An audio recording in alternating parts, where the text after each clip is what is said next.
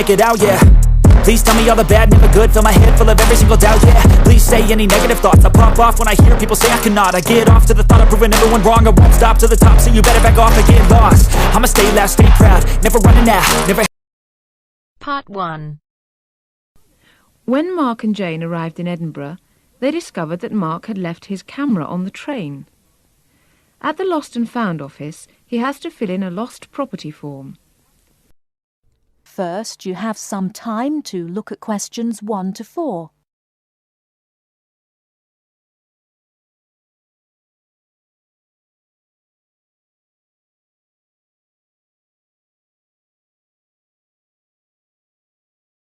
Now we shall begin.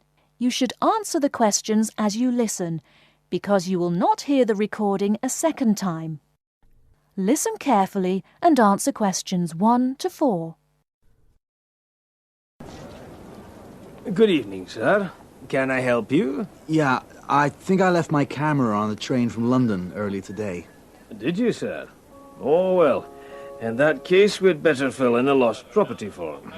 Can you tell me your name? Yeah, it's Mark Adams. Okay. Your address? You mean in Britain or in the States? How long are you staying? Oh, I've still got a few months in Britain. Okay, then. Can you give me your address here? Right. It's 21 Thames Drive, Leigh-on-Sea. That's Leigh on Sea, Essex.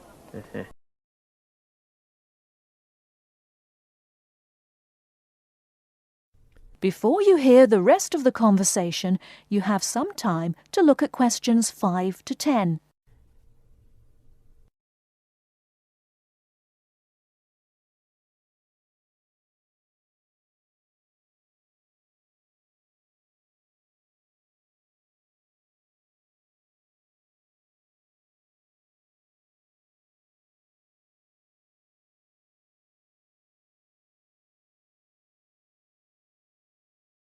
Now listen and answer questions 5 to 10.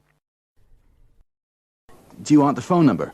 Yes, I'd better have that. Okay, 0702 35211. Thanks. And you say it was a camera. What make and model? It's a Ricoh. Ricoh. How do you spell that? Ricoh. Okay, got that. Now, you say it was the London train. What time did it arrive in Edinburgh? At 4:55 this afternoon. Exactly on time. Well then, if we find it, sir, shall we phone you? No, I think I'll drop in the day after tomorrow to check up. Right you are, sir. We'll do our best.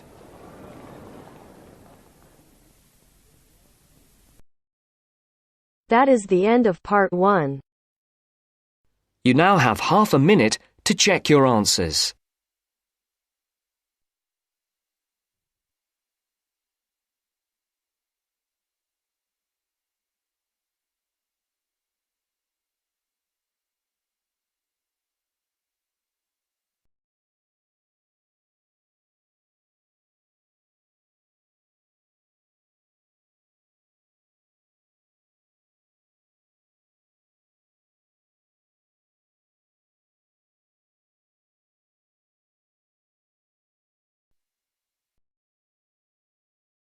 Now turns to Part 2.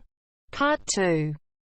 You are going to listen to two students talking about a presentation on time management. First, you have some time to look at questions 11 to 15.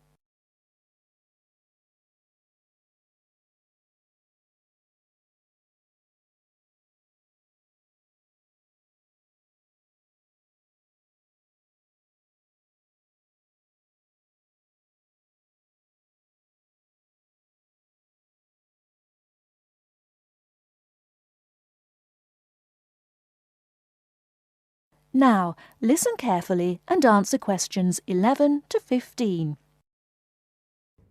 Hi, Mark. What are you doing? Hi, Lucy. Well, I'm preparing this seminar on time management. I'm supposed to do a presentation on the topic next week. Ironic, isn't it? I'm probably the worst student when it comes to time management. I don't think you're that bad compared to some other people I know. Do you need some help with it? Yeah, I just don't know where to start, to be honest. When are you doing the presentation? I'm supposed to hand in the draft on Wednesday at 11 a.m. The presentation is scheduled for 10 a.m. this Friday. That's not too bad. This gives you the whole weekend to prepare. Let's brainstorm some ideas, shall we? Do you want to get a pen and paper to jot down some thoughts? I think you should start with a broad general statement. For example, I read somewhere that organizing time is a skill like learning to drive or tying your shoelaces. Then you could move on to discussing the common problems people have with managing time. That's not a bad idea. One of the common problems is putting things off. Yeah, you could also mention some common signs of this symptom, such as last-minute holiday shopping, putting off visits to the doctors or the dentist. Another problem is relying too much on your memory and not writing things down. Do you mean not keeping a diary or a planner to plan the tasks? That's right. For example, writing down what I need to do in a diary or planner helps me remember what I need to do and makes me more focused on the tasks for the day. Good idea. Before you hear the rest of the talk, you have some time to look at questions 16 to 20.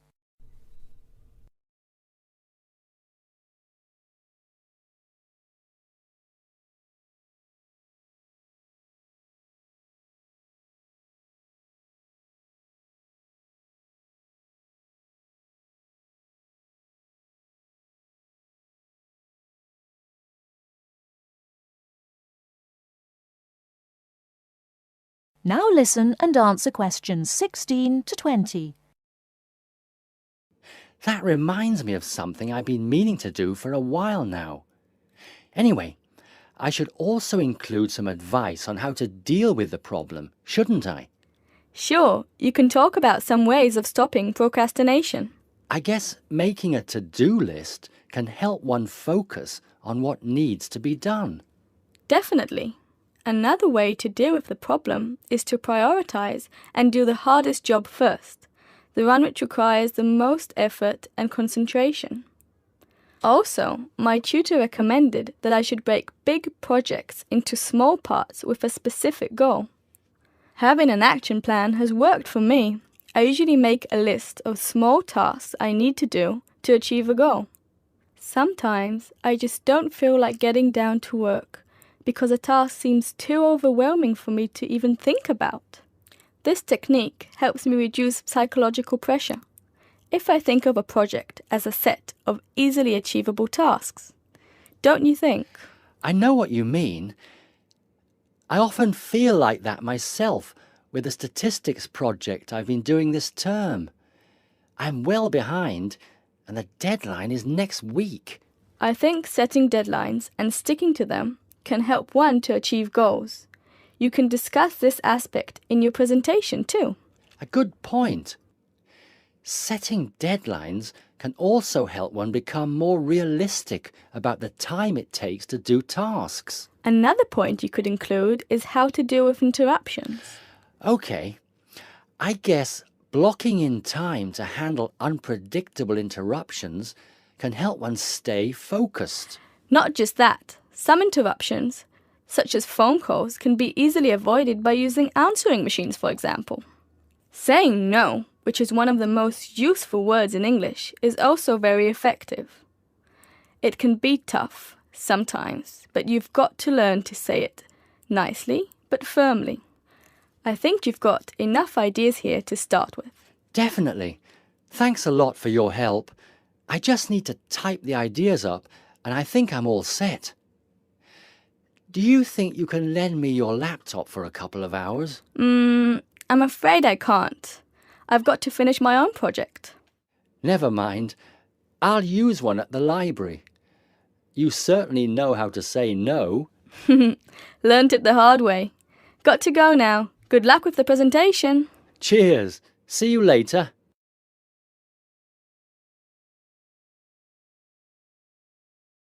That is the end of part 2. You now have half a minute to check your answers.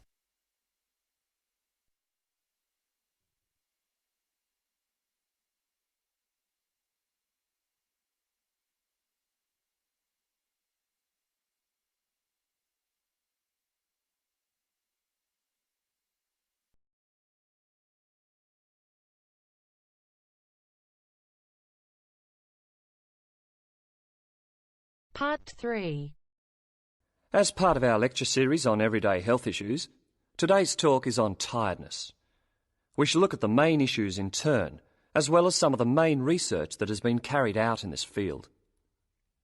First, you have some time to look at questions 21 to 26.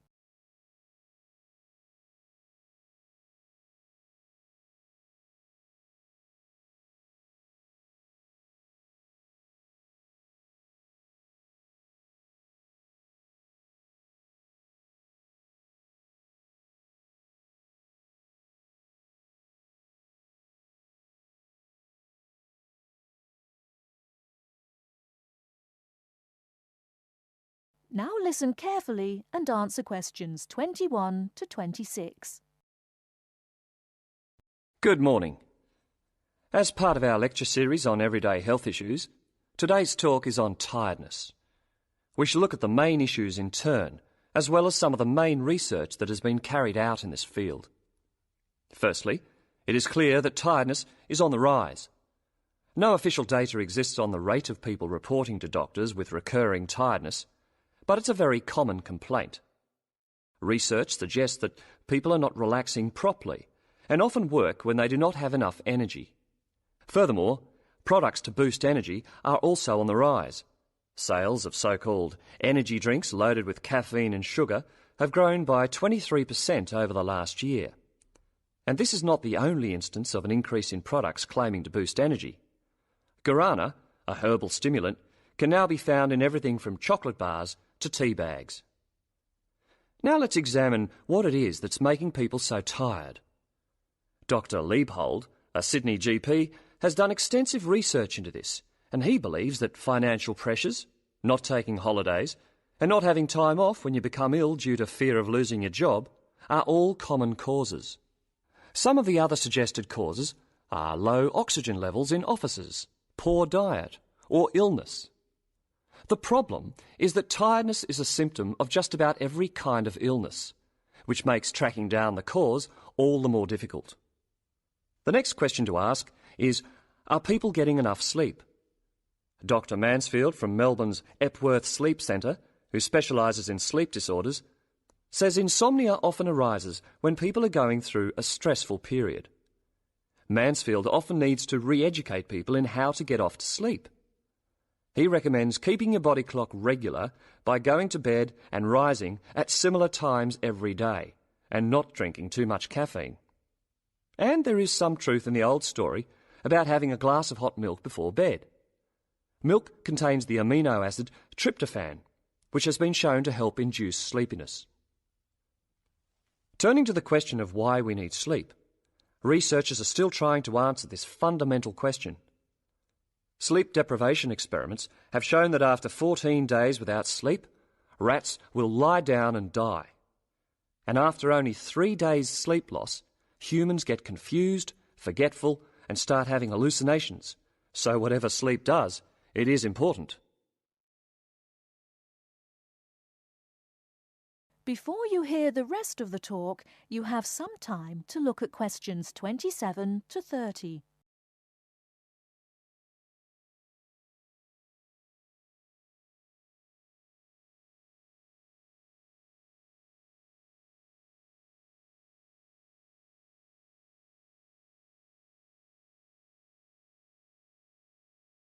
Now listen and answer questions 27 to 30. However, not all researchers feel the same way. Trent Watson of the Dietitians Association is not convinced by McMahon's theory, explaining that our bodies don't really like to burn protein as a fuel, so it doesn't really contribute to energy levels. Carbohydrates, however, found in fruit, breads and pastas, are a more common fuel. Anyone following a rigidly high-protein diet with low carbohydrates, even if they are operating at low intensity during the day, could subject themselves to fatigue because they just don't have the carbohydrate stores, Watson says. In general, a good way to stay energised from a dietary point of view is to eat red meat, green leafy vegetables and whole grains. These foods give red blood cells the building blocks for optimum performance in their role of delivering oxygen to muscles. To sum up, tiredness is a health problem on the increase, and there continues to be much debate surrounding its causes and remedies. Now, if there are any questions, I'd be happy to answer them. That is the end of part 3. You now have half a minute to check your answers.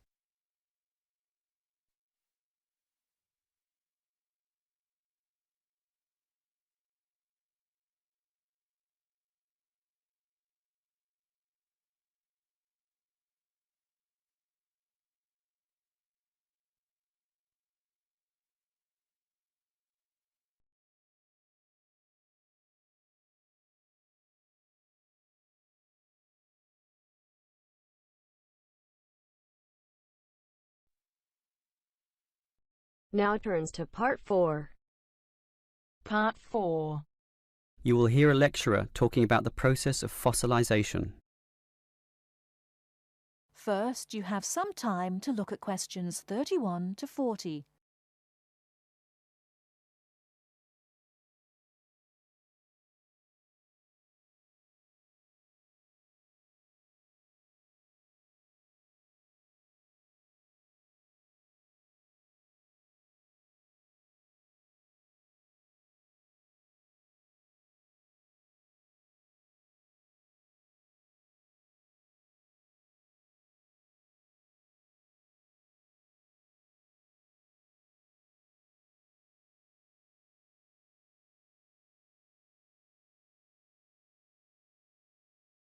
Now listen carefully and answer questions 31 to 40.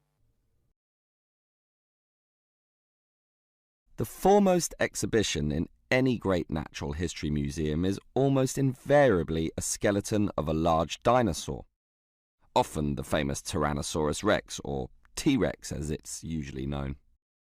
Thus, one would think that these skeletons are plentiful, one for each museum, and more to spare in the basement. Well, here's an interesting fact. Almost every one of those T-Rex skeletons are just copies of the original fossils, and we only have 20 sets of these in the whole world. And the most complete is still missing 1/5 of its bones, and the rest are missing a lot more. And given that these dinosaurs once numbered in the thousands and existed on this earth for perhaps 3 million years, you can realize an obvious fact. Fossilization is actually an extremely rare occurrence. Fossilization can only occur when, after an animal dies, it is buried in soft mud or silt relatively quickly, before the body completely rots or is torn to pieces by scavengers. Given this fact, the overwhelming majority of fossils are in marine sediment, where former marine life sank to the sea bottom, where sediment was being continually deposited. This means that we have a fairly good idea of the life in Earth's ancient oceans, but a much sketchier view of the land-based life forms. Fossilization on land needs water and mud, meaning that it is most often near ancient river sites and lakes. But it is still so rare that there are, in fact, large stretches of geological time about which we don't quite know what was happening at all. So, given that fossilization is so rare, the natural question is, what can increase its odds? Well, fossilization mostly occurs with organisms which meet 3 basic criteria. 1, they must have hard body parts, for example, shells, plates, bones, and teeth. Unfortunately, the soft parts just rot away far too quickly to be fossilized. And I say unfortunately because it is often the soft fleshy features that most interest us. An elephant's trunk, for example, would not fossilize, and from the skeleton alone, we would never know the trunk was there.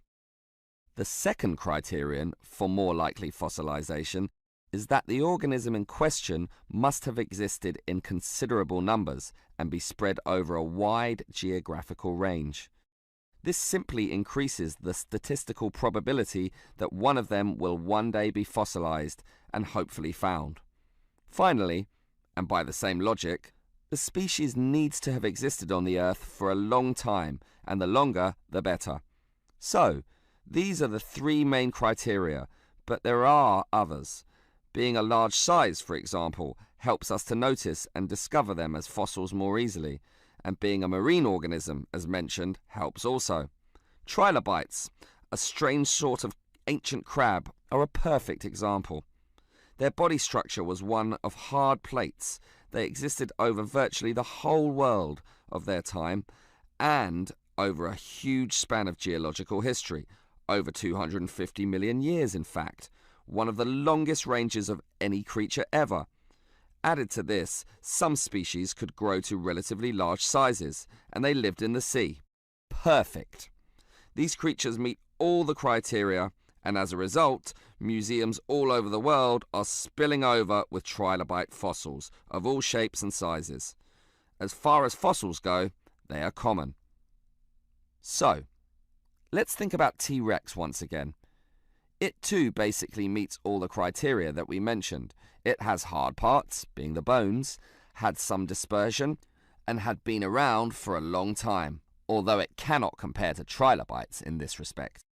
However, it does have one important advantage over trilobites. It is large, very large, which means we can discover it far more easily than many other fossils. And here's another advantage. Dinosaur hunters are a dedicated and fanatical breed, continually at work in all the likely sites of the world. Basically, us human beings are fascinated by these creatures. So much that we are always searching for them, probably more than any other types of fossil, meaning that more T-Rexes will inevitably spring up in the future, and one is certainly glad for this.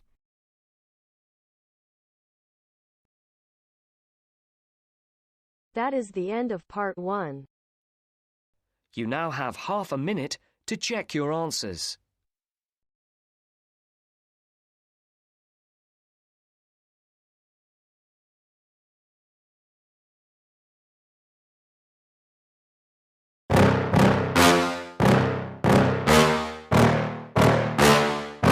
Yeah. Please tell me that I can't, that I won't, that I fail, that I'll never make it out, yeah. Please tell me all the bad, never good, fill my head full of every single doubt, yeah. Please say any negative thoughts, I pop off when I hear people say I cannot. I get off to the thought of proving everyone wrong, I won't stop to the top, so you better back off and get lost. Graph. Let's check out the question. The bar chart below shows the total number of minutes in billions of telephone calls in Australia divided into 3 categories from 2001 to 2008. So these 3 categories are local calls, national and international calls, and mobile calls. So we are given the number of minutes the people talked on phone in the year 2001 to 2008. So let's see. So one thing which is noticeable is that mobile phones were, least preferred by the people. Mobile calls were least preferred by the people, 2%. So let me tell you, this is black and white. The first one is for local calls, the second one is for national and international calls, and third one is for mobile phones. So we can see that mobile phones, the popularity of mobile phones increased from 2 to 46, means the people, those who used to call in 2001 using mobile phones were just 2 billions, and which increased to 46 billions minutes after 6 to 7 years. And local calls were higher in every year. We can see that 72, 78, 85, 89, 90, and the second preferred were national international calls, 38 to 61. It also increased. So we can see that after this 7-year of period, all the 3 increased, right? It remained stagnant.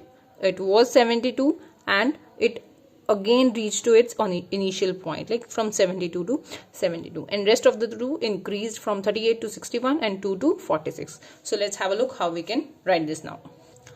The graph depicts the time that Australian residents spent on various types of phone conversations between 2001 and 2008. So this is just the rephrasing. Overall, it is discernible from the graph, means the clear from the graph that local calls remain the most predominant, means these were most you can say higher in number. However, in 2008 the difference between the three categories dropped significantly. So we can see that in 2001 the difference was very high between these three calls, right? But in 2008 the difference decreased significantly, means highly. Local calls were prevailing in 2001. Prevailing means these were more predominant, greater in number. In 2001 accounted for 72 billion. Okay, 72 billion minutes, and climbed to slightly under 90 billion minutes in 2004, and it increased to slightly under 90, means 89 in 2004. Nonetheless, after reaching its peak at 90 billion in 2005, these calls plummeted and arrived again at 72 billion minutes. So we can see like these calls reached at its peak in the year 2005 at 90 billion minutes, and this again after that it started plummeted, decreasing, and reached to 72 again. Now, whereas in 2001, 38 billion minutes were used for national and international phone calls. So, people spent 38 million minutes for national and international calls in 2001, which increased slightly and reached to 61 billion minutes in 2008. So, it increased slightly increasing. It reached to 61 billion in 2008. Mobile calls were least popular with only 2 billion minutes in 2001. However, ultimately mobile calls rose dramatically from 2 billion to 46 billion minutes.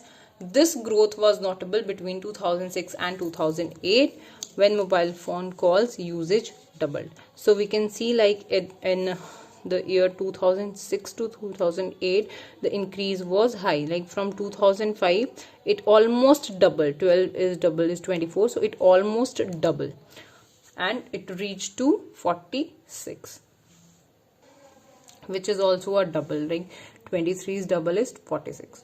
So this was for today. If you like the video, do hit the like button and subscribe to the channel. I'll meet you in the next video. Till then, bye bye and take care.